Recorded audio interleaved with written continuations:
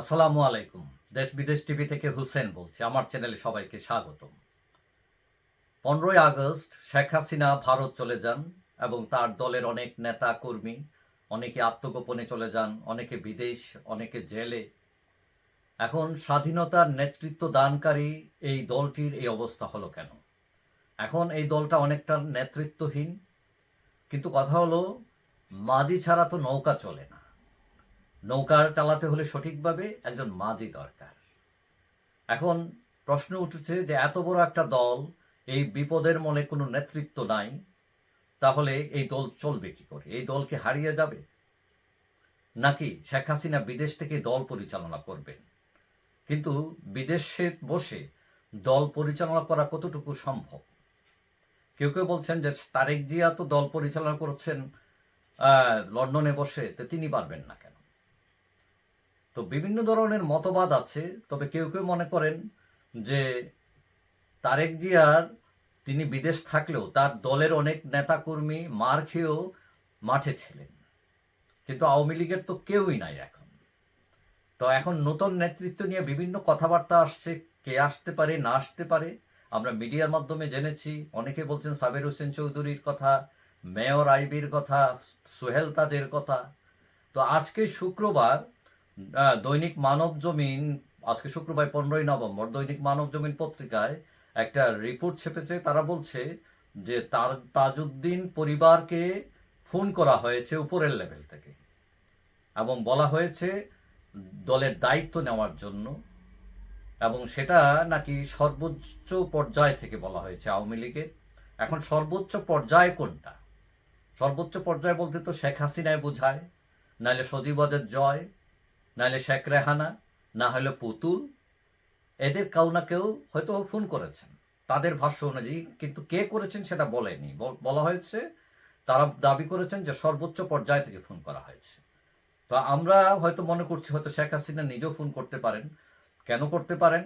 কারণ তাজউদ্দিন পরিবার অনেকটা তার পারিবারিক সম্পর্ক তাদের সাথে, সেটা শেখ মুজিবের আমল থেকেই তাজউদ্দিনের সাথে শেখ মুজিবের একদম খুব অন্তরঙ্গ ছিল, পরিবারের মানুষের মতোই। এবং শেখ হাসিনাও তাজউদ্দিন পরিবারের, সোহেল তাজকে মন্ত্রী বানিয়েছেন, তার বোনকে মন্ত্রী বানিয়েছেন। এখন যে সর্বোচ্চ পর্যায় থেকে যে ফোন করা হয়েছে বলা হচ্ছে, দাবি করেছেন তাজউদ্দিন পরিবার। তারা বলছেন যে আহ, তারা বলছেন যে 15ই আগস্টের পর জহুরা তাজউদ্দিন যেরকম ক্ষমতা, এই দুর্দিনে ক্ষমতা বা মানে হাল ধরেছিলেন, দলকে পুনর্গঠনে সাহায্য করেছিলেন, তার পরিবারের লোকেরা যাতে আবার এসে হাল ধরে আওয়ামী লীগের। কিন্তু তারা বলছেন যে তাজউদ্দিন পরিবার দুইটি শর্ত দিচ্ছে।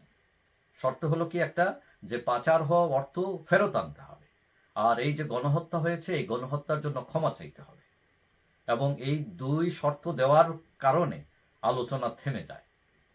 তো অনেকটা মানে কথার অর্থ এই দাঁড়ায় যে সর্বোচ্চ পর্যায়ে হয়তো সেটা খুশি হন নাই এবং তারা হয়তো এগ্রি না। অথবা এইটাও দাঁড়াতে পারে যে এইটা নিয়ে পরে আবার মতামত দিতে পারেন।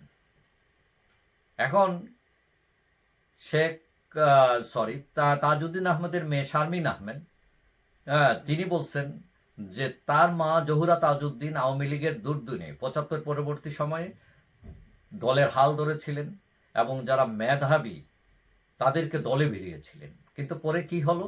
পরে আব্দুর রাজ্জাকরা শেখ হাসিনাকে বিদেশ থেকে ফিরিয়ে আনলেন, এবং আসার পর কি হলো? তিনি মেধাবীদেরকে অবজ্ঞা করে তিনি পরিবারতন্ত্র কায়েম করলেন। তো তিনি বলছেন যে আমরা ওই সবসময় তৈরি করে দেব আর ওনারা এসে ফল খাবেন, এটা তো হবে না।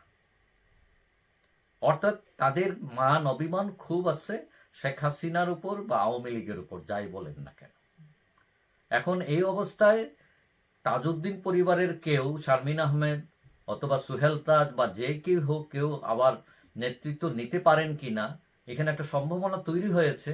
কিন্তু তাদের যে দুই শর্ত, এই শর্ত অনেকেই মনে করেন এটা মানে পূর্ণ হওয়ার মতো নয়। শেখ হাসিনা তার ক্ষমতায় নাই, তিনি কিভাবে পাচার হওয়া অর্থ ফেরত আনবেন? এবং এই যে গণহত্যা জন্য ক্ষমা, তারা তো গণহত্যা করেছেন এটাই স্বীকার করছেন না। তো এই দুইটা বিষয়ে আলোচনা আটকে গেছে বলে তারা দাবি করেছেন।